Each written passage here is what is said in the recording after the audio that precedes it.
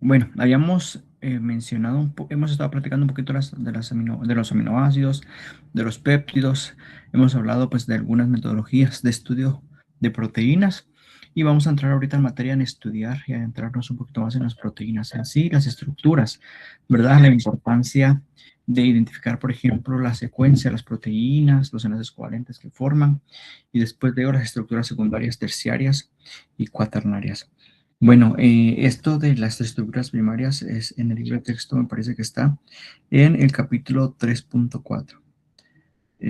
Sí, estructuras, proteínas, estructuras primarias, ¿cierto? No es todo, no es todo, sino más que todo una parte, pues para que lo puedan como ver y o identificar, ¿cierto? Entonces, vamos a, vamos a entrar en materia, ¿cierto? Aquí, en esta primera diapositiva, como les he mencionado en otras ocasiones, vemos algunas características de algunas proteínas, ¿cierto? Em, Aquí miramos como, por ejemplo, alguna secuencia, ¿verdad? ¿En dónde estaría nuestro extremo? Bueno, podríamos identificar también dónde estaría nuestro extremo, si aquí o acá. Acá tenemos, por ejemplo, algún tipo de estructura secundaria de la proteína también. Bueno, entonces, jóvenes, como para ir iniciando, ¿qué es lo que hace que una proteína sea enzima, anticuerpo, hormona o una proteína estructural? A ver, si yo les digo a ustedes qué proteínas estructurales ustedes tienen en su cuerpo, ¿qué me dirían ustedes? Proteínas estructurales que de pronto son las más notables. ¿Cuáles me dirían ustedes? Colágeno, El colágeno, muy bien. ¿Qué más?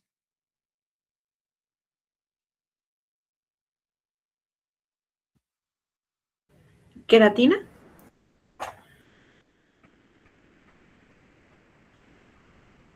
Queratina, muy bien. ¿Qué más? elastina, Bien, muy bien. Entonces, esas son proteínas estructurales las que ustedes me están diciendo. Pero entonces, ¿qué es lo que hace de diferente? Imagínense ustedes el pelo, ¿verdad? Algunas otras estructuras.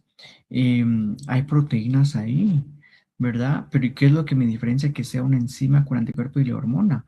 Una hormona que viaja a lo largo de nuestro torrente sanguíneo, por ejemplo, o enzima que tienen funciones catalíticas de acelerar, de transformar reacciones, o anticuerpos que contraatacan algunas sustancias extrañas que nos afectan. Imagínense ustedes, es algo como muy fuerte. Entonces, ¿qué diferencia química hay entre estas? Pues bueno, la diferencia y si están conformadas por las mismas subunidades monoméricas, ¿cuáles son estas? Los aminoácidos. ¿Cuántos aminoácidos hemos dicho que son los que se están mezclando? 20, ¿cierto? Entonces, bueno, la diferencia es la estructura. La estructura, es decir, por quiénes están conformados y cuál es la secuencia, ¿cierto? La estructura entonces de moléculas grandes puede describirse según varios niveles de complejidad ordenados en una especie de jerarquía conceptual. Es decir, vamos a ver diferentes niveles de complejidad, ¿verdad? Inicialmente vamos a estudiar la secuencia, ¿verdad? Y después vamos a ir pasando a otros niveles. Entonces, niveles de complejidad para el estudio de las proteínas. En primer lugar, nosotros tenemos a la estructura primaria. Esta incluye la descripción de todos los enlaces covalentes que hay en una proteína. Es decir, hablamos de la secuencia de residuos de aminoácidos. Esto incluye los enlaces peptídicos, los que están conformando a lo largo, ¿verdad? A lo largo de uno a uno, según el número de aminoácidos que está conformado. Si nosotros somos una proteína y somos 21, ¿verdad? Los 21 que estamos ahí formando la cadena polipeptídica. Pero además incluye el puente disulfuro. En el ejemplo de nosotros, ¿qué posiciones habíamos dicho que tiene está el puente disulfuro? En el ejemplo de nosotros como proteína, ¿se 2 y acuerdan qué posiciones 15. tiene? No tengo. 2 y 15, ¿cierto? Muy bien, entonces la estructura primaria nos habla de esto.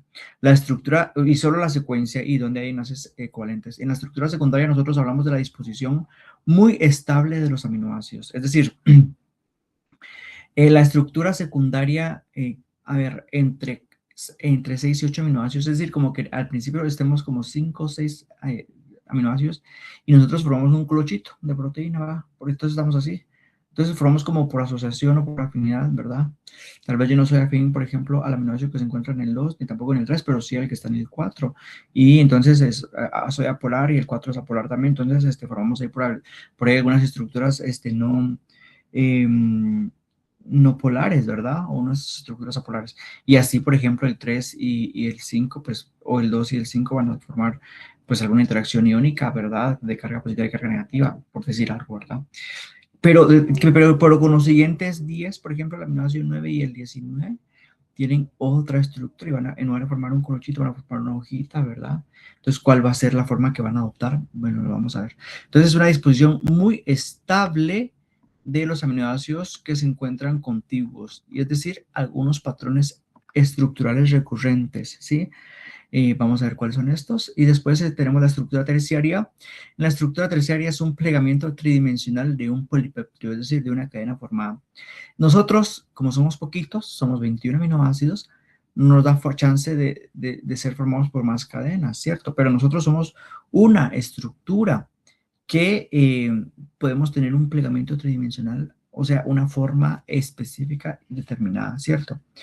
Porque como hemos sido sintetizados por un único gen, entonces formamos una estructura secundaria, una estructura terciaria, que diré, pero entonces el plegamiento tridimensional de toda una cadena polipeptídica, ¿cierto? Y la estructura cuaternaria es el plegamiento tridimensional de las diferentes unidades que conforman una proteína. Es decir, nosotros, la sección de bioquímica 1 de Escuela de Vacaciones, eh, como proteína, digamos, solo estamos formados por una cadena polipeptídica, ¿cierto?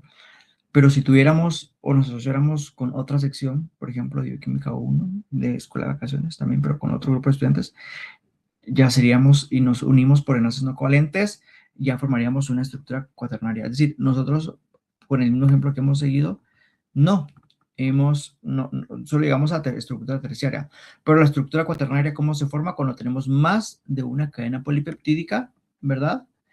O más de una subunidad, ¿cierto? Entonces, así es como hacemos una comparación, ¿verdad? Aquí tenemos la estructura secundaria, aquí hablamos de la secuencia de aminoácidos, ¿verdad? Aquí no vemos una cisteína, pero bueno, si hiciéramos de cuenta que aquí hay una cisteína y aquí hay otra, ¿verdad?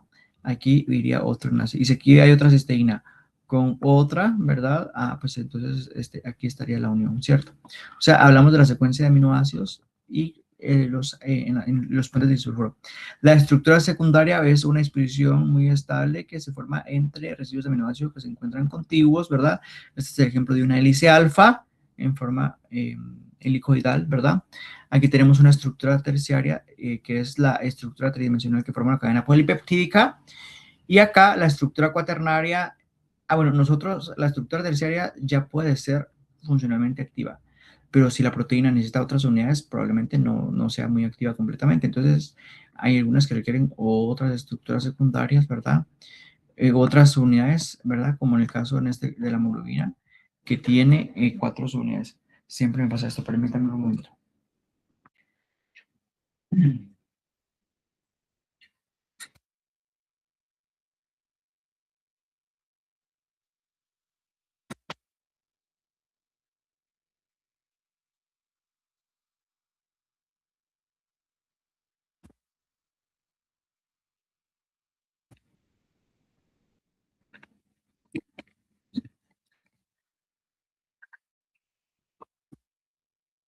Listo. Entonces, entremos en materia y entremos estudiando la estructura primaria, ¿cierto? Eh, Normalmente habíamos mencionado que la función de la proteína se puede determinar por la secuencia de aminoácidos. Entonces, por eso es muy importante conocer cuál es la secuencia de aminoácidos de una determinada proteína. Normalmente dice que proteínas con funciones diferentes tienen secuencias de aminoácidos diferentes. Por eso es de que también cuando hay, según entonces cómo es la estructura primaria, pues así es su función, dice, ¿verdad? Y aparte habíamos platicado de que eh, cuando nosotros tenemos modificación en uno de los aminoácidos de la secuencia, podemos tener algunas proteínas defectuosas y eso es lo que nos puede generar o nos puede ocasionar una enfermedad genética, ¿cierto? Entonces, bueno, normalmente se dice que un cambio único nos puede provocar una enfermedad tan grave como la anemia falciforme, ¿verdad? Por favor, averígüense cuál es la modificación o cuál es el cambio de aminoácido que se puede dar, por ejemplo, en la anemia falciforme, qué tipo de mutación se puede ver afectada y por qué, qué es lo que está pasando ahí. Investiguemos también en la eliminación, bueno, la eliminación de una cadena polipeptídica, por ejemplo, un fragmento que se vaya, por ejemplo, en una estructura primaria, pues nos puede provocar una distrofia muscular de Duchenne, ¿cierto? Investiguemos qué es la distrofia muscular de Duchenne, pero bueno, esta enfermedad normalmente pues ocurre en algún momento de la vida, por un lado y por otro lado. Eh,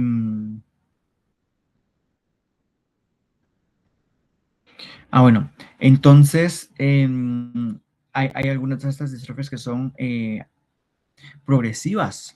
Es decir, después de que haya iniciado la enfermedad, pues puede provocar y puede agravarse cada vez más, ¿verdad? Hasta que puede llegar y desencadenar incluso la muerte, ¿sí? Hay proteínas también con funciones similares en diferentes especies que tienen una secuencia similar. Vean ustedes, nosotros los humanos tenemos 4 tipos diferentes de glucoquinasa o de exoquinasas. Exoquinasas que catabolizan la glucosa. Em, Imagínense ustedes, o sea que han sido codificadas por 4 genes diferentes y 3 pues son muy similares y una pues es un poquito más diferente, ¿verdad? Y tienen su actividad especialmente en diferentes tejidos, no todas en el mismo, no todas actúan en el mismo tejido, ¿verdad? Es muy importante. Pero entonces, así como tenemos otras proteínas diferentes en nuestro solo cuerpo, así a veces hay entre diferentes especies algunas proteínas que tienen una función muy similar, ¿verdad? eh, y no puede ser exactamente la misma. Eso me lleva a decir de que la estructura primaria está muy relacionada con la función. De hecho, la secuencia de las unidad alfa y la unidad beta de las proteínas tiene algunas similitudes, ¿cierto? Aunque no es exactamente igual, ¿verdad? Bueno, por ahí Carla levantó la mano, ¿sí? Sí, licenciada, disculpe. ¿Será que podría repetir nuevamente la tarea? Lo que ocurre es de que no me dio tiempo a anotarla toda. Por favor. A ver, investigar cuál es la mutación que está ocurriendo en estas 2 enfermedades. ¿Qué mutación hay? ¿Qué aminoácidos o qué aminoácidos o qué fragmentos se encuentran diferentes? ¿Verdad? Y relacionar un poquito la secuencia con la función alterada en estas enfermedades. Listo. Entonces, se dice que las diferencias en la estructura primaria pueden ser especialmente informativas. Es decir, bueno, hay mutación de tal aminoácido por tal otro aminoácido, ¿cierto?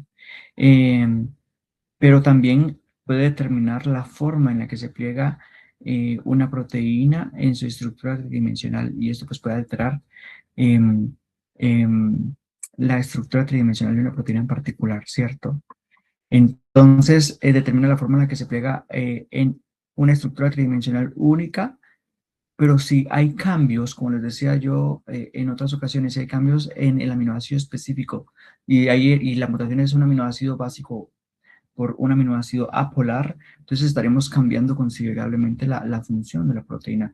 Y especialmente si este aminoácido está en el sitio activo o en el lugar del sitio de unión, en el sitio de unión de un ligando o de un cofactor, etc. Bueno, entonces eso me relaciona también un poquito la secuencia con la función biológica, ¿verdad? A nivel genético, ¿cierto? Estoy pensando en que estas alteraciones normalmente se encuentran determinadas por la genética, es decir, eh, alteraciones a nivel génico, a nivel de ácidos nucleicos. Sin embargo, jóvenes, hay unas mutaciones que también se dice que suceden de novo, que significa estas mutaciones nuevas que se pueden dar a lo largo de la vida. De hecho, por algunos factores ambientales o algunos factores del estado de la persona, pues pueden haber algunas mutaciones que se pueden dar en algún determinado momento, ¿verdad? O hay ciertas exposiciones o estrés o, o exposición al sol o exposición a ciertos químicos, ¿verdad? Pueden provocar una mutación también en algunas partes del cuerpo, ¿verdad? Y ahí es que también se pueden desarrollar algunas mutaciones, algunas enfermedades a partir de estos cambios o de estilo de vida, por ejemplo, ¿verdad? Bueno, aunque es jóvenes, también tenemos aquí una clausulita que dice que la estructura tridimensional no siempre se puede predecir a partir de la secuencia. Si bien podemos como tener una idea, a veces esto no puede ser en el 100% de los casos, ¿verdad? Bueno, veamos que una secuencia de aminoácidos entonces no es fija absolutamente, ¿verdad? Puede haber cierta flexibilidad. Normalmente se dice que entre el 20 y el 30% de las proteínas son polimórficas.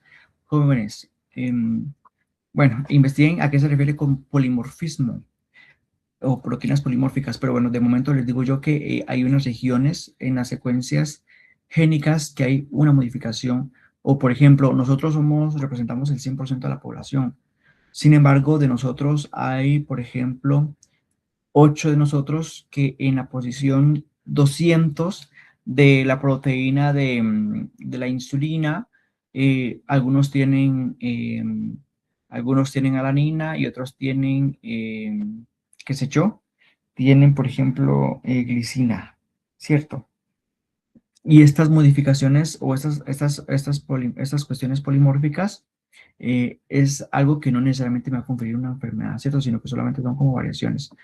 Entonces dice, entre el 20 y el 30% de las proteínas son polimórficas, que significa que en un 20 y un 30% de toda su secuencia hay variaciones y que no son las mismas secuencias en todas las personas. Entonces dice, las secuencias de aminoácidos variables en la población, o sea, eso nos habla de que hay secuencias de aminoácidos variables en la población y muchas de estas se dice que no tienen ningún efecto en la función de una proteína en particular, ¿cierto? Entonces, los polimorfismos no tienen necesariamente un efecto en la función de una proteína, ¿cierto? Sin embargo, en algunas ocasiones, uno de los estudios, por ejemplo, habla de el polimorfismo de la secuencia de aminoácido tal para tal gen y su frecuencia o su factor de riesgo con tal enfermedad, como por ejemplo la, alguna enfermedad autoinmune, ¿verdad? Como por ejemplo, em, ¿cómo se llama esto? Mieloma múltiple, por ejemplo. Sí, y así muchas otras enfermedades. Es decir, que hay algunos polimorfismos que pueden expresar mayor o menor riesgo en algunas personas. Eso sí, ¿verdad? O sea, hay investigaciones que datan eso, aunque normalmente no necesariamente tienen un efecto en la función de la proteína. Bueno, esto nos lleva a hablar un poquito también, jóvenes, de que hay algunas regiones en las secuencias de ácidos nucleicos y de proteínas que son conservadas. ¿Qué significa esto? De que hay secuencias o hay regiones o posiciones que sí o sí tiene que estar un aminoácido específico, porque si no, entonces no se puede desempeñar adecuadamente su función. Es decir, las regiones conservadas hablan de que hay regiones que son esenciales para que se pueda llevar a cabo la función de una proteína en particular. ¿Sí? Existen entonces familias de proteínas que tienen características estructurales y funcionales. Y estas proteínas que son como de la misma familia, normalmente pueden coincidir en un 25 o más por ciento de sus secuencias, ¿verdad? ¿Por qué? Porque en esas que se están conservando, ¿verdad? Son las que indican el tipo de estructura, la función de las proteínas que pertenecen a la misma familia. Entonces, hay esas secuencias de tipo consenso que también nosotros las podemos llamar como conservadas. Son secuencias que están presentes en el ADN, ARN y proteínas, que al comparar diferentes secuencias, la secuencia consenso es la que contiene la base o el aminoácido más frecuente en cada posición. Entonces, estas pueden representar dominios funcionales conservados evolutivamente. Entonces, aquí tenemos un determinado aminoácido, una determinada secuencia de, mm, de péptido, de un péptido de 8 aminoácidos, ¿verdad? Sin embargo, se dice que en la posición número 1, vea, esto puede ser como un polimorfismo, hay un determinado porcentaje, ¿verdad? Tiene presente en el aminoácido 1 glicina, pero hay otro porcentaje más chiquitito que puede tener alanina, ¿verdad? En esta posición. Sin embargo, después dice que vienen 4 regiones, la 2, la 3, la 4 y la 5, estas que hacen referencia a esto, ¿eh? Hay 4 posiciones que son X. ¿Qué dijimos que significaba la X, jóvenes, en el código de una letra para los aminoácidos? Cualquier aminoácido. Excelente. lo que significa que hay cuatro aminoácidos posteriores que puede ser cualquiera, es decir, no importa para la función de una proteína o de este péptido en particular. Pero, ojo, tenemos que en las posiciones 6 y en las posiciones 7 tenemos la glicina y tenemos la lisina respectivamente, que significa que sí o sí deben de estar ahí. Entonces hablamos de que esta y esta son regiones conservadas, es decir, que se han mantenido a lo largo del tiempo, ¿cierto? Y aparte tenemos que en la posición número 8 tenemos acá, esto es como un polimorfismo, vean, es un polimorfismo igual que esto. Porque tenemos un determinado porcentaje tenemos un porcentaje de dos aminoácidos que están acá. En este caso es T, si no estoy mal, es tirosina y S, si no estoy mal, es serina, ¿cierto? Lo corroboramos por ahí. Entonces, ¿qué significa? Que un porcentaje mayoritario tiene tirosina, sí, creo que sí, es tirosina, y el otro Tirolina, porcentaje es disculpe. trionina. Sí, Y la tirosina es Y, ¿no? sí, así es. Listo, muchas gracias. Entonces, claro, ya se me hacía a mí que la trionina tiene un hidroxilo, si no estoy mal en su estructura, la serina tiene un hidroxilo. Entonces, aquí hay una función en particular, siempre este como conjunto de aminoácidos, lisina, lisina y este aminoácido hidroxilado, ¿cierto? Entonces, deben de estar estos sí o sí, ¿verdad? Pero entonces los que son regiones consenso son, de hecho, que las regiones consenso pueden ser estas, esta y esta. Solo que esta además hay polimorfismos, ¿verdad? Quiere decir que puede ser una o que puede ser la otra, ¿verdad? Y aquí tenemos un ejemplo que está en Leniger también, que son secuencias consenso en diferentes especies para una proteína en particular, ¿verdad? Se dice que en las alineaciones se reconocen los espacios o huecos en blanco, ¿verdad? Gracias al análisis bioinformático y de esta forma se pueden mantener las secuencias consenso. Es decir, aquí tenemos algunas especies, ¿verdad? Tenemos aquí el Alobacterium allobium, Sulfolobus, aquí tenemos Saccharomyces cerevisiae, aquí tenemos el Homo sapiens, aquí tenemos el Bacillus subtilis, y aquí tenemos el Escherichia coli, ¿cierto? Aquí tenemos una proteína en particular, ¿verdad? em, una región en particular. Sin embargo, vemos que hay regiones que están conservadas, ¿verdad? Que son estas que se repiten en las diferentes especies, ¿sí? Entonces tenemos que aquí está este aminoácido IGHVD, que se repite en todos, ¿verdad? Sin embargo, acá tenemos uno que puede ser OH o S, ¿cierto? Y aquí otra vez GK, ¿cierto? Aquí solamente tenemos S y T, o sea que es como, puede ser variable, y aquí tenemos solamente T, ¿verdad? En todos. Y aquí es variable, es decir, que puede ser casi que cualquier aminoácido acá. Aquí podemos tener otra vez, ¿verdad? Y aquí tenemos otra vez el mismo aminoácido, el mismo patrón. Es decir, estas que están como anaranjadas, pues son como secuencias consenso. Sin embargo, jóvenes, en algunas especies hay regiones que se pueden perder, ¿cierto? Pero cuando nosotros queremos hacer algún alineamiento y queremos comparar dos genes en diferentes, y queremos comparar dos genes de diferentes especies, pero no coinciden, ¿verdad?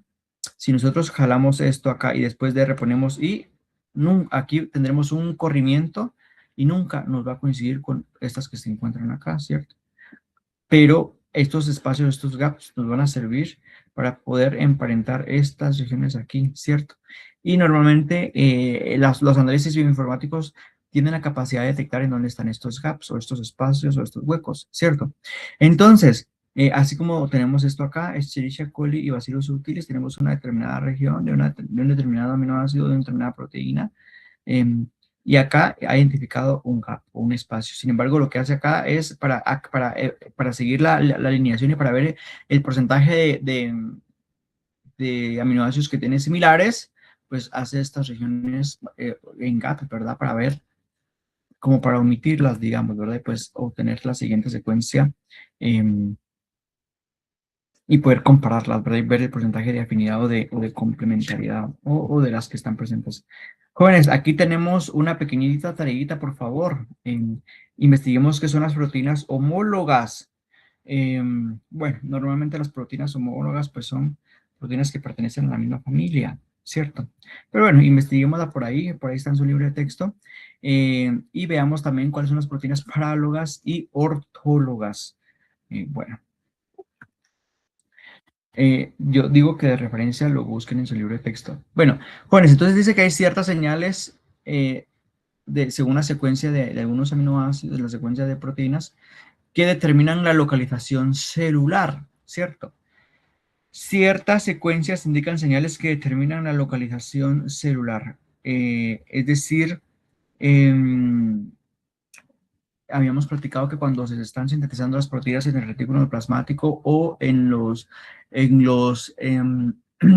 ribosomas, algunas marcas pueden indicar para dónde va la proteína, es decir, para el núcleo, para la superficie celular, para el citosol, para la membrana, incluso para la matriz extracelular, ¿cierto?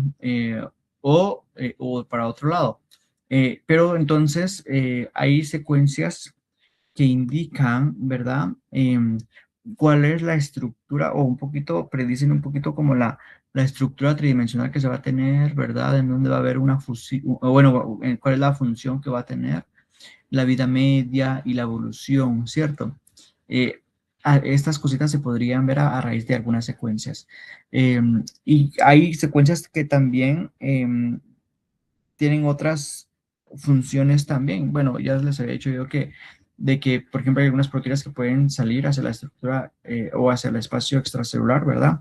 De hecho, jóvenes, que algunos factores de la coagulación normalmente tienen su actividad en la sangre, donde se sintetizan en el hígado. Pero, por ejemplo, el factor 2, el factor 5, el 10, etcétera, tienen actividad en la sangre.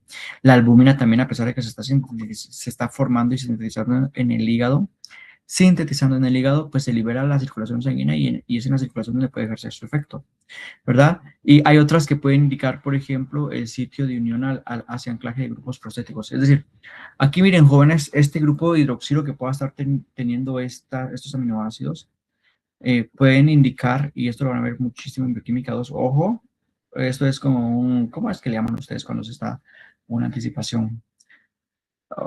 Anticipación de una película. Spoiler. Ojo, atención de spoiler, ¿verdad? Em, Normalmente donde hay hidroxilos es porque va a haber una unión o van a haber fosforilaciones y a veces estas fosforilaciones pueden provocar cambios conformacionales en la proteína y pueden hacer que se active, pues inactive una enzima, ¿verdad? Entonces, bueno, entonces indican esas secuencias sitios de anclaje a ciertos grupos prostéticos, ¿cierto? Entonces, jóvenes, miren, es tanta información la que tenemos en las secuencias de las proteínas que todo esto nosotros humanamente, ¿verdad? Pudiera ser muy difícil saber, identificar, relacionar todas estas secuencias. Sin embargo, hoy en día hay información que es deducible de una secuencia proteica y que puede estar limitada solamente por nuestro grado de comprensión humano, ¿verdad? Y según de los principios estructurales y emocionales que se tengan. Sin embargo, nosotros humanamente, a pesar de que no podemos saber identificar todo esto y tener dominio de todo esto, porque aparte de estos jóvenes hay grupos que son especialistas, ¿verdad? Ya les he mencionado de la investigación que se da, por ejemplo, por medio de la doctora Sarabia, la doctora Patti Sarabia y la licenciada Rosario Hernández, por ejemplo, con investigación en veneno de serpientes y cosas así, o proteínas musculares, regeneración, etcétera, etcétera. Hay ciertos grupos de investigaciones que se dedican a algo muy específico.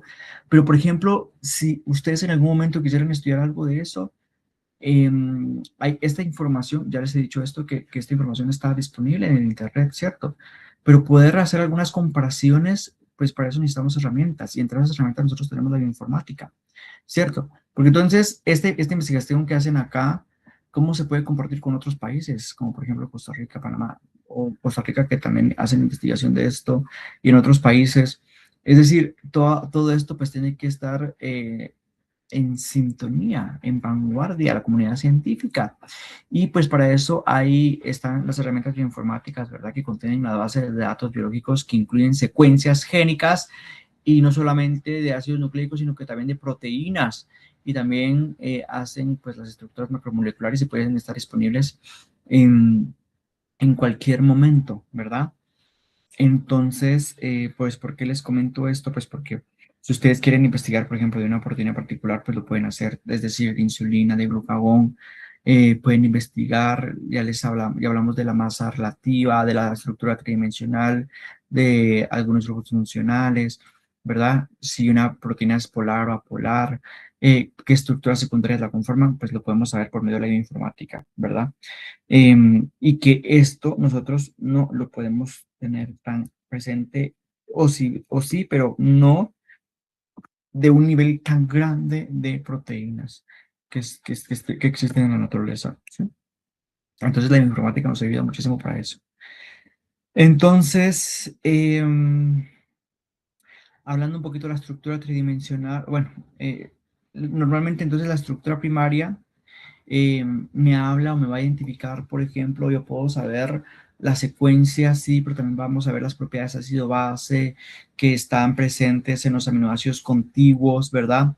Em, a partir de ahí también podemos ver si es una secuencia primaria o es una longitud de estructura primaria muy grande o una estructura covalente muy grande, pues entonces me puede hablar de una proteína que molecularmente puede ser grande si la secuencia es muy grande, ¿cierto?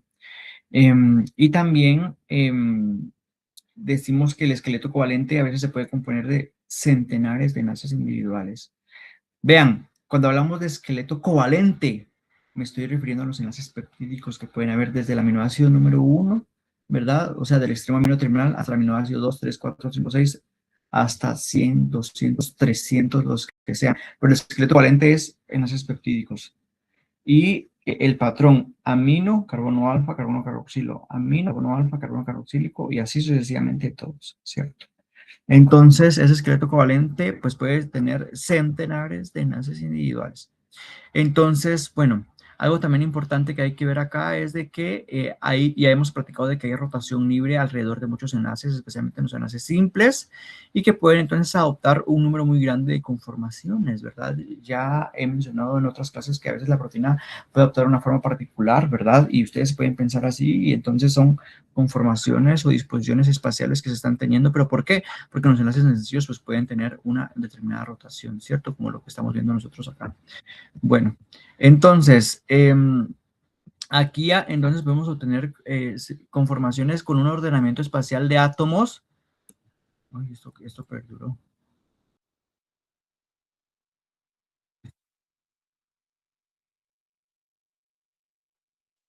Entonces, ordenamiento espacial de átomos que depende entonces de la rotación de los enlaces y puede cambiar sin romper enlaces covalentes. Ya se quitó, miren. No sé si alguien de ustedes lo hizo, pero bueno, se quitó. O yo lo hice. Bueno, no importa. Entonces, vean, es esta pregunta, ¿verdad? Ordenamiento espacial de átomos que depende entonces de la rotación de los enlaces que hayan y puede cambiar sin romper enlaces covalentes. Es decir, una conformación que puede ir cambiando, ¿verdad? Y no estamos rompiendo ningún enlace de ningún tipo, ¿cierto? Pero hablamos de que todas las moléculas y todas las proteínas pueden tener una estructura nativa específicamente, ¿cierto? ¿Y qué es la estructura nativa? Pues ya lo hemos visto en otros momentos, ¿verdad? Es la forma estable en la que se pliega una proteína bajo condiciones fisiológicas, la forma más estable posible y que es funcionalmente activa, ¿cierto? Activa. Bueno, entonces, la estructura nativa habla de estabilidad y de qué tan estable es esta estructura y es la más estable posible. Entonces, la estabilidad es la tendencia de mantener la conformación nativa de la proteína, ¿cierto?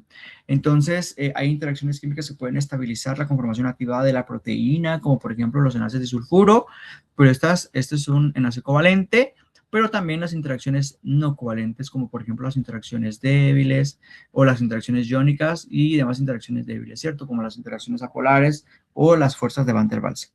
Entonces, se dice que estas son las que tienen la menor energía libre de Gibbs, las que tienen la estructura nativa, ¿verdad? Recordemos nuestro plano cartesiano, ¿verdad? Energía libre de Gibbs de un lado, energía libre de Gibbs de este lado, ¿verdad? Un delta G. Recordemos de esto. El delta G. Y acá, aquí, por ejemplo, una proteína que puede aumentar su energía, pero después puede bajar, ¿cierto? Y la estructura nativa va a ser va a ser la más baja posible, ¿cierto? La que tiene menor energía potencial, o sea, la que se encuentre como por esta posición, ¿verdad? Entonces, las interacciones iónicas también pueden estabilizar, ¿verdad? Mayor número de interacciones débiles, pues puede lograr estabilizar más una proteína en particular, ¿verdad? O la estructura nativa. También dice acá, modificación de interacciones débiles permite la flexibilidad de proteínas. Pues claro, como son interacciones débiles, ¿verdad? Pues pueden medio moverse un poquito ahí o, son, o ser como relativamente flexibles, ¿cierto? Bueno, acá tenemos la estructura secundaria de las proteínas. Estamos subiendo de complejidad y de nivel. La estructura secundaria, jóvenes, entonces, describe la distribución espacial local. Ojo, distribución espacial local de los átomos de su cadena polipeptídica y que se encuentra, cuando hablo de local, es la que se encuentra como contigua, ¿cierto? Esta estructura secundaria que se está formando no es al azar, es decir, no forma cualquier estructura pues de por sí, solo por formar, ¿verdad? Es decir, no es al azar, es constante y normalmente es específica. Que sea constante quiere decir que es como la estructura que están adoptando todas las proteínas, todas las cadenas polipeptídicas de la misma proteína, ¿cierto? Y entonces esta va a estar determinada por las interacciones que hagan entre puentes de hidrógeno o enlaces de hidrógeno, los puentes salinos, es decir, las interacciones iónicas y también las interacciones hidrofóbicas. Las estructuras secundarias, pues hay de distintos tipos. Las más frecuentes son las hélices alfa, ¿verdad? Las que son como enrolladas como el cable del teléfono, ¿cierto? Están las hebras beta, las hojas beta que están siendo formadas por hebras beta, están los giros beta, están las asas y también hay otra forma que es indefinida, ¿cierto? La longitud de la estructura secundaria puede adoptar desde 4 aminoácidos, o sea, como porque es una disposición local, hasta 40. Imagínense ustedes, como cuando es un colochito y son 40 aminoácidos y están dispuestos en la misma forma, ¿verdad? Pero en promedio, la estructura secundaria se dice que tiene 12 residuos de aminoácidos. Veamos ahora el enlace peptídico. El enlace peptídico ya hemos mencionado antes y hemos dicho que los carbonos alfa de residuos de aminoácidos adyacentes se encuentran separados pues, por 3 enlaces covalentes ordenados como sigue, ¿cierto? Hemos mencionado que esto es un aminoácido, ¿verdad? Este es otro aminoácido, pero aquí le hace falta el carbono carboxílico. Pero entonces, esta es una secuencia de esqueleto covalente, ¿cierto? Aquí tenemos el amino, el carbono alfa y tenemos el carbono carboxílico. Aquí tenemos el amino del siguiente aminoácido, el carbono alfa y debería estar acá el carbono carboxílico, ¿cierto? Entonces, con todo esto, jóvenes, hay formación de un determinado dipolo eléctrico. De hecho, que creo que vamos a hacer una cosa acá.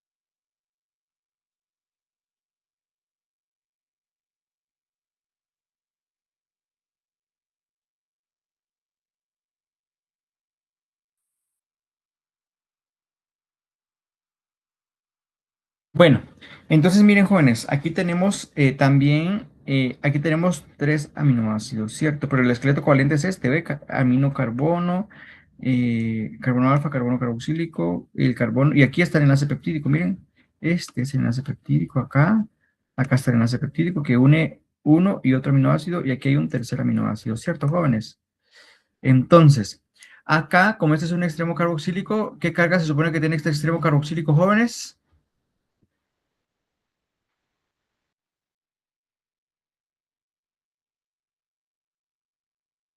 Jóvenes nos están siguiendo, están ahí.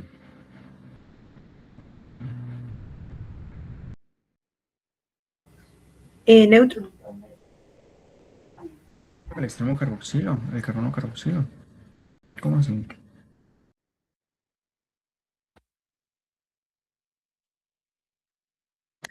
¿Qué carga suele estar en grupos carboxilo? Negativo.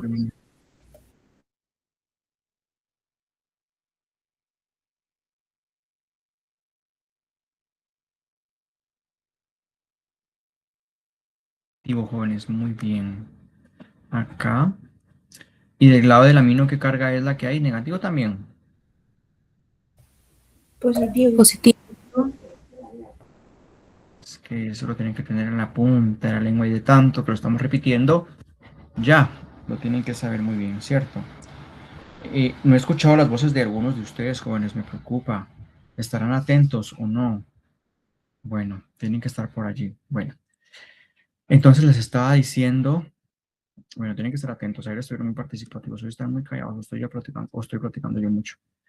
Bueno, de todos modos, en algún momento de la vida ustedes van a exponer su tema, ¿verdad? Y ahí pues los vamos a escuchar, los vamos a ver muy bien. Entonces, hay formación de un pequeño dipolo eléctrico. ¿Por qué? Porque aquí hay una carga negativa y aquí hay una carga positiva, ¿cierto? Esto pues puede formar un carácter parcial de doble enlace, ¿verdad? Y que puede estar como a lo largo de toda esta cadena polipeptídica, ¿cierto?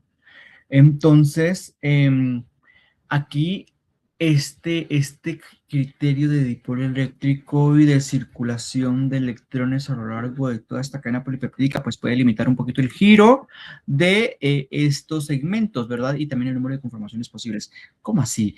Entonces, aquí hemos platicado un poquito, vea.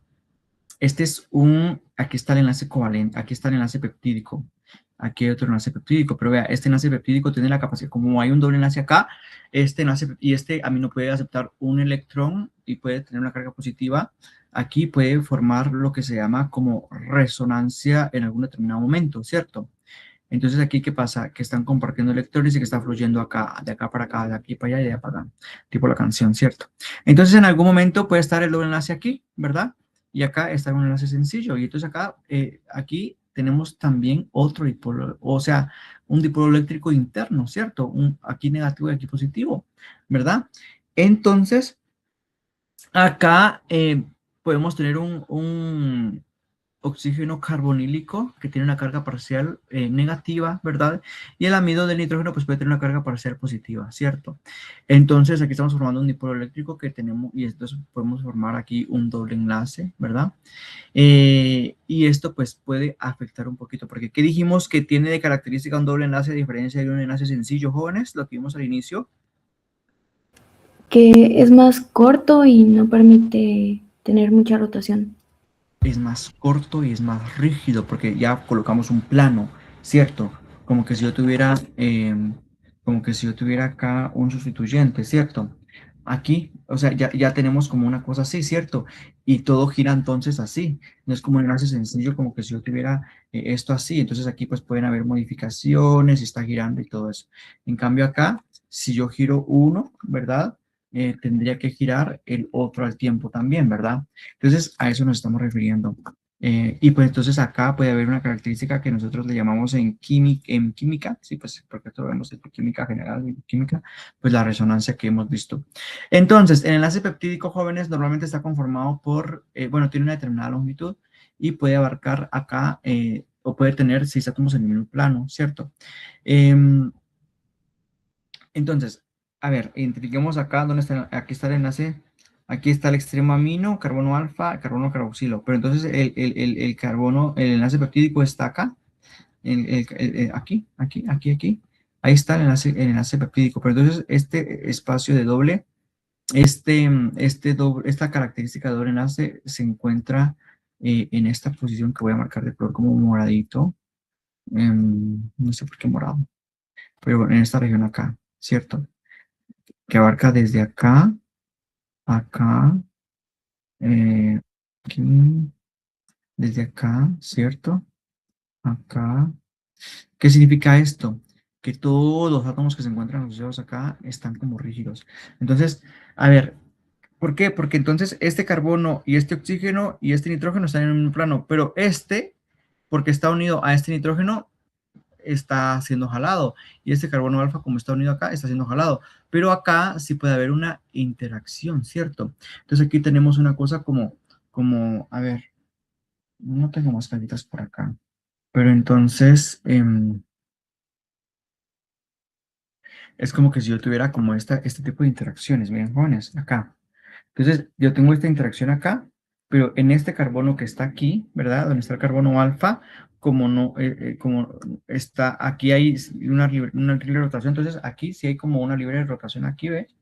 Pero esto ya sería parte como del enlace peptídico, ¿cierto? Igual así, ¿cierto? No sé si lo pueden dimensionar. Entonces, aquí tenemos como estas tarjetitas en este plano que se encuentra acá. Tenemos como un plano rígido, como este plano de vidrio, ¿cierto? ¿Verdad? Este plano, ¿cierto? Y así sucesivamente. Entonces, se tienen que mover como en grupo los 6 átomos. ¿Cuáles 6 átomos? Bueno, aquí tenemos los átomos, vamos a quitar este de aquí, este de acá. Entonces, aquí tenemos, ¿cuáles átomos? Entonces tenemos acá este, 2, 3, 4, 5 y 6. ¿Cierto? ¿Lo logran ver? 6 átomos que se encuentran en el mismo plano y que se tienen que mover en conjunto, ¿cierto? Y así es como se van, ¿verdad? Entonces aquí tenemos que tenemos acá, bueno, tenemos 3 enlaces covalentes que forman el esqueleto carbonado, ¿cierto? Cambiémosle de color a esto porque no se logra ver muy bien. Ok, ahí estamos. Entonces, aquí tenemos, dice que tenemos 3 enlaces covalentes que unen el carbono alfa, el carbono carboxílico y el amino carbono y así, que unen como un aminoácido a otro, un aminoácido a otro, y así. Entonces, como que tuviéramos aquí, a ver, empecemos desde el amino. Tenemos 1, 2, 3, y luego acá otra vez con el amino, 1, 2, 3, y así sucesivamente. Entonces, ¿logran ver estos planos, jóvenes? ¿Los logran ver? Y que solamente entonces tenemos rotación específicamente donde se encuentra el carbono alfa. El carbono alfa. Melissa, puro chequecito. Pues cerrado también. Bueno, aquí tenemos el carboxilo terminal y aquí tenemos el amino terminal, o sea, en algún momento de la vida. Bueno, entonces, jóvenes, dependiendo de los sustituyentes que nosotros tengamos en el grupo R, porque ya hemos dicho de que el carbono alfa es el único que no va a estar formando parte de este esquema, de este esqueleto. Bueno, están las puntitas, sí, pero no en la parte medular. Pues el carbono alfa que tiene acá, pues tiene un grupo R, ¿cierto? Este grupo R puede ser muy grande. A ver, este grupo R puede ser grande también, o puede ser chiquito. Perdón, este no está aquí, sino que está aquí el grupo R, ¿cierto? Aquí está el grupo R, aquí está el grupo R, pero se encuentra atrás, abajo. Aquí está el grupo R, pero se encuentra abajo. Y aquí está el grupo R, pero se encuentra adelante. Vean. Entonces, ¿qué significa esto? Que el grupo R está como alternándose, ¿cierto? Según en dónde se encuentren. Entonces, ¿por qué les hablo de esto? Porque el grupo R cuando se encuentra o se dispone del mismo lado o en la misma posición, ¿verdad? Puede formar, ojo, aquí también puede formar una cosa que se llama disposición cis o configuración cis del grupo peptídico, ¿verdad? Porque se encuentran en el mismo lado. ¿Dónde? Abajo, ¿cierto? Pero acá, cuando se encuentra acá adelante y este que se encuentra atrás, entonces sería una disposición trans, ¿cierto? Entonces, acá, por ejemplo, aquí tenemos este grupo acá arriba y este lo tenemos abajo, pero esto, según el giro que tenga acá, pues pudiera como variar también, ¿verdad? Entonces, esto como para que lo puedan ver, ¿verdad? El color naranja es lo que representa acá el grupo R alifático, ¿verdad? Y que es lo que me puede dar esta disposición, como que si fuera un doble enlace, ¿cierto? Entonces, se dice que pueden haber diferentes ángulos de torsión entre dos átomos que forman parte de la cadena polipeptídica, o en este caso la estructura secundaria. Entonces, normalmente estos ángulos de torsión pues pueden definir la conformación del péptido según el ángulo de torsión. Entonces hay diferentes ángulos que se pueden formar. Uno es entre el carbono, amino y el carbono, el carbono y el carbono, perdón, el amino y el carbono alfa. Este ángulo se llama phi. También puede haber un ángulo de torsión entre el carbono alfa y el carbono carboxilo, que este sería el psi. De hecho, jóvenes, si estoy viendo de que aquí está involucrado el carbono alfa y aquí también está involucrado el carbono alfa, quiere decir que, bueno, pues esto puede rotar, ¿cierto? El carbono alfa puede estar acá y el otro pues puede estar como diferente el uno hacia el otro, ¿cierto? Pero hay un enlace que se llama omega. Este enlace omega se encuentra entre el carbono carboxílico y el carbono amino. Les pregunto yo, de estos, ¿los tres son rígidos o hay uno que hay uno que es más rígido o hay uno que no es rígido? ¿Qué pensarían ustedes? ¿Cuál pudiera ser el que es más rígido, por ejemplo? Lo pueden deducir.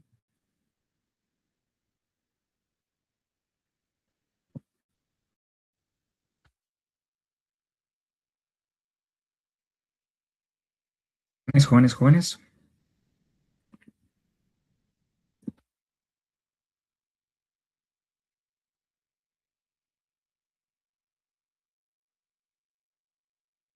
Catherine Castillo, dígame usted. Por cierto, María Gabriela Valladares está acá en la clase.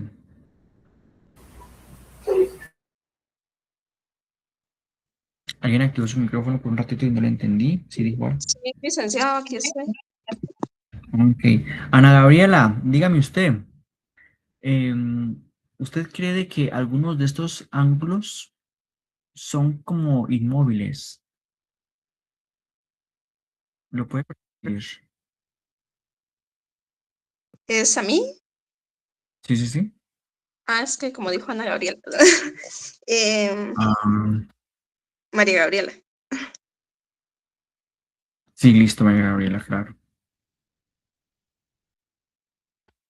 Mm, si algunos de esos ángulos son inmóviles. Dos. Eso era Ángulos lo entre que las. Ajá. Ah,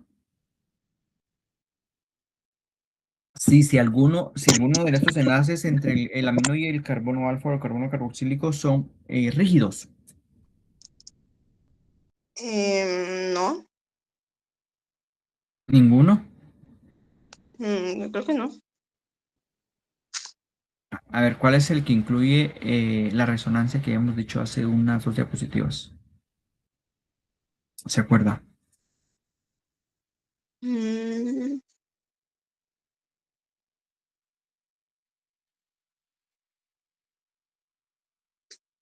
no mucho más.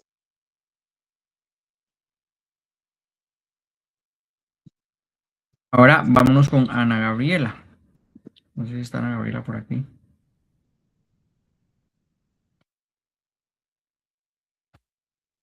Gabriela Domínguez.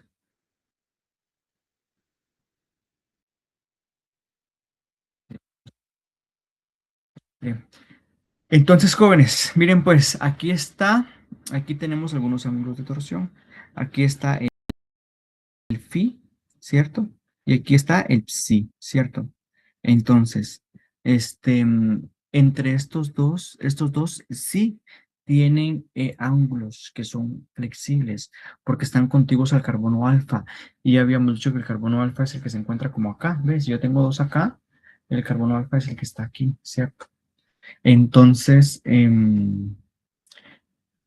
ahí hay flexibilidad, pero el enlace, el omega es como el ángulo que se está presentando acá, vea, entre el amino y el carbono carboxílico este. Y acá, como está dentro del plano, no es movible, ¿verdad? Entonces, vamos a ver algo que quiero que abran como su mente para lo que vamos a ver, pero bueno, ahorita de momento dice, podemos tener ángulos de torsión positivos y que estos son a favor de las agujas del reloj, ¿verdad? O negativos contrarios a las manecillas del reloj, es decir, cuando se encuentran para el otro lado. Bueno, y acá pues podríamos hacer también un barrido, ¿verdad? O sea, que es decir que la posición aquí en el carbono alfa pues puede rotar, ¿verdad? Entonces pues ahí hay ángulos que pueden estar como a 0, pero cuando va rotando va cambiando como a 5, 15, 45 o 90, ¿verdad? 180 y luego pues volvería a bajar, ¿cierto? De 180 para 150 y así sucesivamente hasta que llegue a adoptar una forma similar a esta. Bueno, pero no lo imaginemos, veámoslo, aquí está el ángulo de torsión.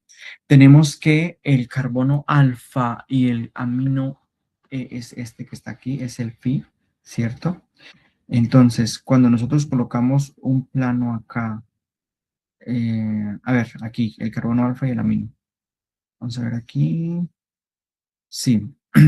Aquí tenemos el carbono alfa, aquí tenemos el carbono carboxílico. Sin embargo, jóvenes, si se dan cuenta, vemos que, por ejemplo, este carbono alfa tiene acá el amino, ¿cierto? Tiene el amino y yo estoy viendo esto como en una posición, como que si lo estuviera viendo como desde acá, ¿cierto?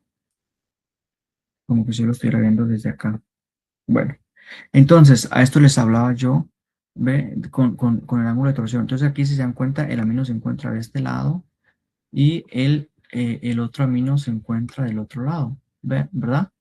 Entonces, aquí estamos viendo lo que sucedería, por ejemplo, entre el carbono alfa y el carbono, ¿qué sería este? El carbono alfa y el carbono carboxílico, ¿verdad? Que acá no hay impedimento, o sea que sí es flexible, ¿verdad? A ver, entonces, si se dan cuenta acá, si nosotros comparamos estos átomos que se encuentran como afuera, ¿verdad? O externos, decimos que un amino respecto al otro amino está a 180 grados. ¿Por qué? Porque uno está acá abajo y el otro está a 180 grados, ¿verdad? O sea que está como opuesto, ¿verdad? Sin embargo, este amino que está aquí arriba, nosotros podemos doblar este ángulo de torsión, ¿cierto? Y en lugar de que yo vea esto acá, sino que esto puede girar para acá, entonces el ángulo puede cambiar. Yo se lo estoy poniendo acá porque ustedes lo están viendo, ¿cierto? Acá, aquí está el lapicero, pero esto puede cambiar para acá. Entonces el ángulo, entonces aquí es como que yo tengo tres lapiceros, permítanme, creo que tengo otro por acá. Yo tengo acá esto, ¿cierto? No sé si lo logran ver, pero bueno, aquí tengo dos lapiceros y tengo el otro acá, ¿cierto? Pero si yo se los pongo para que ustedes lo vean así, ¿verdad? Este puede cambiar, ¿cierto? Y ahí si no le estoy cambiando el ángulo. Entonces aquí están a 180 grados, pero si coloco el otro a una posición para abajo, los dos para abajo, ¿cierto? Entonces ahí ya estarían los dos a 0 grados, es decir, cuando están en la posición, el amino para abajo y el otro amino que está atrás también para abajo, estaría a 0 grados, ¿cierto? Aquí estaría como a 90, pero entonces menos de 90 es 60, y aquí estaría 120 y así sucesivamente. Se dan cuenta cómo también podemos ir formando un círculo, ¿verdad? Según las posiciones de los átomos que se encuentran alrededor. Bueno, entonces aquí estamos viendo desde esta perspectiva y estamos viendo cómo rotan en el ángulo de torsión del enlace psi. Vamos a ver, ajá, ¿qué es este? Al inicio creo que les había dicho phi. Bueno, pero estamos viendo acá el carbono alfa y el carbono carboxílico, que sería este, ¿verdad? Estamos viendo el psi, ¿cierto? Pero esto también pudiéramos hacer análisis entre el amino y el carbono alfa, ¿verdad? Ahora, si estuviéramos viendo desde esta posición, aquí sí sería el phi, ¿verdad? Que medio lo mencioné antes. Pero bueno, entonces dice acá, jóvenes, estamos a 180 grados cuando el primer y el cuarto átomo se encuentran opuestos o están lo más alejados posibles entre sí, ¿cierto? Em, y, em, ¿Y qué más? Pero cuando están más cerca entre sí, están o se encuentran a 0 grados, como lo mencioné acá. Bueno, entonces, veamos un tipo de estructura secundaria. Aquí tenemos la hélice alfa. Esta es la disposición más sencilla de las estructuras secundarias. Hace un uso óptimo de los puentes de hidrógeno interno, ¿verdad? Porque cada giro se encuentra a cada 3.6 residuos. Es decir, aquí tengo un aminoácido, el otro se encuentra acá, el otro se encuentra acá, el otro se encuentra acá, y el otro ya completó el giro y así sucesivamente, ¿verdad? Entonces, estos ángulos pueden tener de menos 57 grados en menos 57 grados el phi y el psi a menos 47 grados, ¿cierto? Vea, pero si pienso yo 57 grados es menos de 90, o sea que no es un ángulo recto, sino que es 57, o sea que probablemente es menor, ¿cierto? Es como, aquí tenemos 90, el 45 sería acá, precisamente, o sea, una cosa así, pero este 57 entonces es un poquito más abierto, ¿cierto? Es como así. Entonces, ¿qué me indica esto? A ver, si lo hago como acá, uno de 90 sería como por acá, ¿ve? Acá sería 90. O sea, que está como en L, ¿cierto? Pero 57 es como que si estuviera como por aquí, ¿cierto? Y si el siguiente, bueno, pues entonces esto respecto a esto, pero y si el siguiente se encuentra a otro 57, entonces no estaría como recto para acá, sino que estaría como un poquito más cerrado, como por acá, probablemente, y el otro cómo se va a encontrar también como por acá, ¿cierto? Y así sucesivamente, ¿verdad? Vean, y esto me está formando la hélice, ¿verdad? Entonces, vean, y entonces aquí tenemos una estructura cuando estamos formando ángulos de 57 y 47 grados. Entonces, si se dan cuenta, esto está así. Vean, aquí está un aminoácido, aquí está el extremo amino terminal, el carbono alfa, carboxílico, y acá tenemos el amino, carbono alfa, carbono carboxílico, amino, carbono alfa, carbono carboxílico, amino, aquí, amino, carbono alfa, carbono carboxílico, ¿cierto? Amino, carbono alfa, carbono carboxílico, amino, carbono alfa. Vamos a ver si este es el carbono alfa, quiero ver. Amino, el carbono alfa, carbono carboxílico, y así nos vamos, ¿verdad, jóvenes?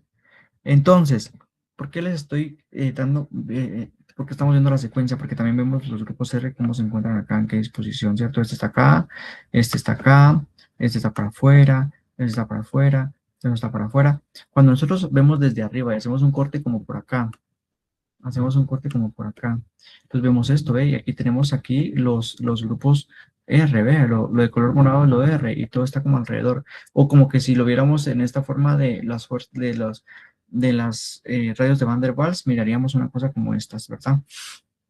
Entonces, los grupos R están normalmente hacia el exterior cuando están en hélices alfa, y los puentes de hidrógeno se dan o asociaciones entre cada 3 o 4 átomos, o entre cada 3 y 4 residuos de aminoácidos, ¿verdad? Especialmente se dan entre el oxígeno y el carbono carboxílico, entre el oxígeno carboxílico y el hidrógeno del amino. Entonces, quiero que vean ahora las asociaciones que se están presentando entre los grupos contiguos, ¿cierto? A ver acá. Entonces, miren, aquí tenemos un amino, ¿verdad? Aquí tenemos un carbono carboxílico, aquí tenemos el oxígeno, y este oxígeno está interactuando con el amino, con el hidrógeno de un amino posterior. Vean, acá, ese es un puente de hidrógeno. Acá hay otro puente de hidrógeno, ¿verdad? Aquí hay otro puente de hidrógeno, aquí hay otro puente de hidrógeno. A ver, ¿y esto a cuántos aminoácidos se encuentra? A ver, si tenemos acá el carbono carboxílico aquí, el siguiente carboxílico está acá, el siguiente carboxílico está acá. A ver, y acá ya tendríamos el amino del siguiente aminoácido. O sea que está como acá 4 o 3 residuos de aminoácido. ¿Lo ven? ¿Lo logran ver? Entonces es ahí como se están dando las interacciones, ¿verdad? Bueno, porque ya hemos platicado de las distancias, nosotros acá llegamos a formar una vuelta a cada 5.3 angstroms, o sea, en un promedio de 3.6 residuos de aminoácidos, ¿cierto? Y recordemos, un angstrom es como decir 0.1 nanómetros, ¿cierto? Si yo he dicho que nanómetros es 1 por 10 a la menos, ¿cuánto, jóvenes?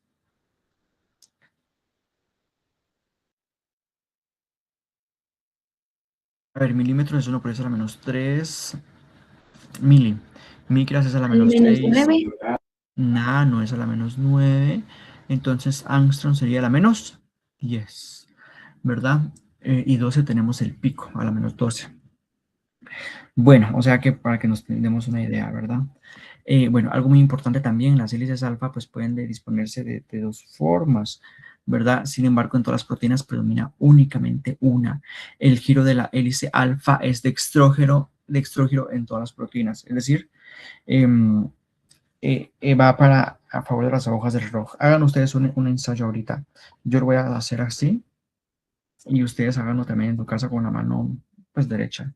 Entonces, háganlo así, miren, yo estoy aquí, vea. Entonces, de aquí para lejos. Entonces voy a adoptar a favor de las agujas del reloj y se va alejando a favor de las agujas del reloj. Hagan ustedes, y esa es una disposición dextrógira, como lo que estamos viendo acá. Vean, esto está como ustedes lo están haciendo y va alejándose y va a favor de las hojas del reloj. Lo logran ver a favor de las hojas del reloj. Lo logran ver, jóvenes. Esto es algo dextrógiro. Ojo, porque esto seguramente se les va a preguntar también. En cambio, así es una disposición de una proteína normal, ¿verdad? Hélices alfas dextrógiras. Y también para que las puedan identificar. Y esa sería una levógira, ¿cierto? Que va en contra de las agujas del reloj, ¿cierto? Entonces, pero esto no está en la naturaleza. Y eso también nos da un poquito de la propiedad de la estereoespecificidad, ¿no? Que hemos platicado antes, ¿verdad? De que solamente un tipo de moléculas pues van a ser reconocidas, ¿cierto? Aquí tenemos también cómo se miraría una rueda helicoidal, ¿verdad? Entonces dice que se pueden formar interacciones a cada 3 o 4 aminoácidos. Esto se los he dicho hasta el cansancio, o sea que si alguien me coloca mala una respuesta de estas, miren, ya lo hemos repetido como unas 4 veces. A cada 4 residuos de distancia. Eso significa que a cada 3 o 4 residuos van a haber como aminoácidos como complementarios. Vean, acá por ejemplo tenemos un aminoácido, el aminoácido número 1. ¿Qué carga es esta? Positiva. ¿Por qué está esta carga positiva acá, jóvenes? Esto como que no es normal, ¿verdad? A ver, ¿por qué estará esta carga positiva acá? ¿Quién me dice?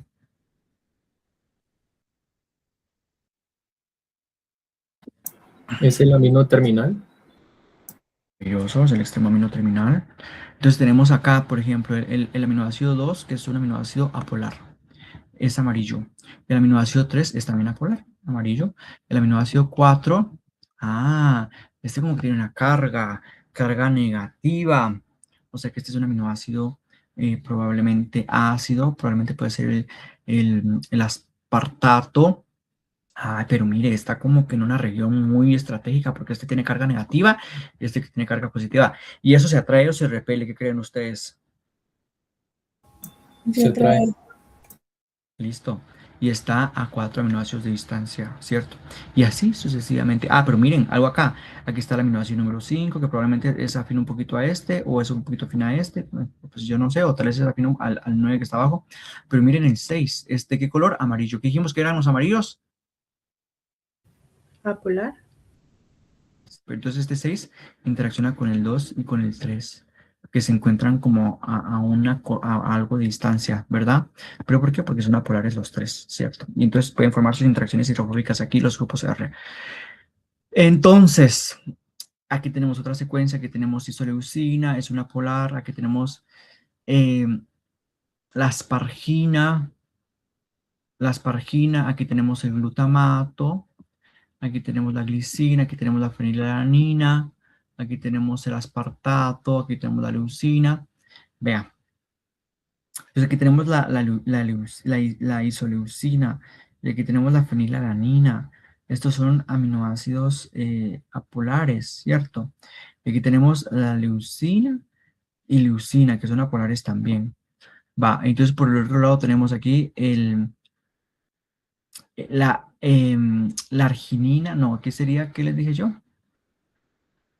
No es la arginina, es la aspargina. Aquí tenemos el glutamato, aquí tenemos el aspartato, ¿cierto? Pero el aspartato, como es carga negativa, este puede interactuar un poquito con esta molécula. A ver, ¿qué más? Este que es aspartato también puede interactuar con la arginina acá, porque la arginina es básica, ¿cierto? Y luego, pues, los verdes, pues, sí están como un poquito lejos, pero bueno, en algún momento, pues, pudieran interactuar acá. Porque, bueno, pero como es glicina, ya hemos dicho que la glicina es más bien uno del más chiquitito, ¿verdad? Entonces, más bien sería la serina con quien pudiera interactuar. Pues sí, aquí miren, aquí está, con un conjunto de glicina. Entonces, ¿por qué estamos viendo esto acá, jóvenes? Porque entonces aquí tenemos un grupito de celestes que están interactuando entre sí.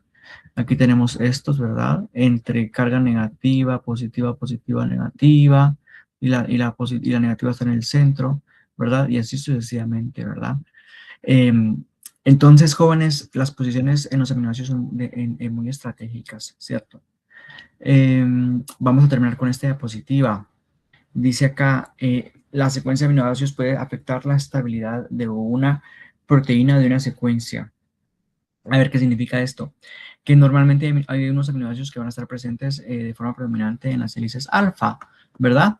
Entonces dice acá propensión de los aminoácidos que pueden estar presentes en una conformación de una hélice alfa, eh, donde acá vemos energía libre de Gibbs, ¿cierto? Jóvenes, la energía libre de Gibbs, ¿cuál es más estable? ¿La que es 0 o la que es 4, por ejemplo? 0. Muy bien. ¿Qué significa esto? Que acá toma como referencia la alanina, que es el aminoácido como, no es el más chiquito como la glicina, pero es que la glicina si tiene 2 hidrógenos, imagínense ustedes que es súper inestable porque no está formando, no tiene un grupo R que lo impida, entonces es como que si fuera un loquito, ¿verdad? Lo digo así, pero más que todo es porque le va a causar una inestabilidad a la molécula, es decir, que no se puede asociar muy bien a los otros que se encuentran a la par. Pero la alanina es moderado, tiene un metilo, ¿verdad? Entonces es como el más estable y presente en las hélices alfa. De ahí están todos para arriba. Entonces el siguiente más estable probablemente sea el 0.3, la arginina, ¿verdad? Y así sucesivamente el 0.63, la lisina, entre otros. Pero hay unos, miren ustedes, como la prolina que tienen 4 y la lisina 4.6. ¿Qué dijimos que había, qué característica tenía la prolina, jóvenes? ¿Qué estructura tiene la prolina?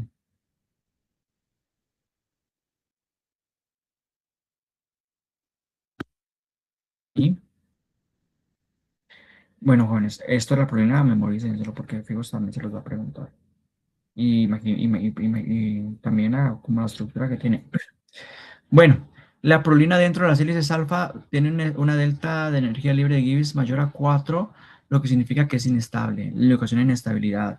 La glicina también, pero porque es como muy sencilla, no tiene un R que lo estabilice. De ahí todos los demás pues son relativamente como más estables y la presencia de en las hélices alfa pues es mayoritaria, ¿verdad? Pero la prolina y la glicina, una vez hay una glicina y hay una prolina, la hélice alfa se rompió. Es decir, no va a estar ahí, pero por inestabilidad de estos aminoácidos, ¿cierto? Aquí está lo de la formación del dipolo que les había dicho, ¿verdad? Con el amino terminal. Algo importante que donde se encuentra el amino terminal, que tiene una carga relativamente positiva, vean los aminoácidos o los grupos R que se encuentran asociados ahí cerquita, pues van a tener carga positiva. ¿Por qué? Porque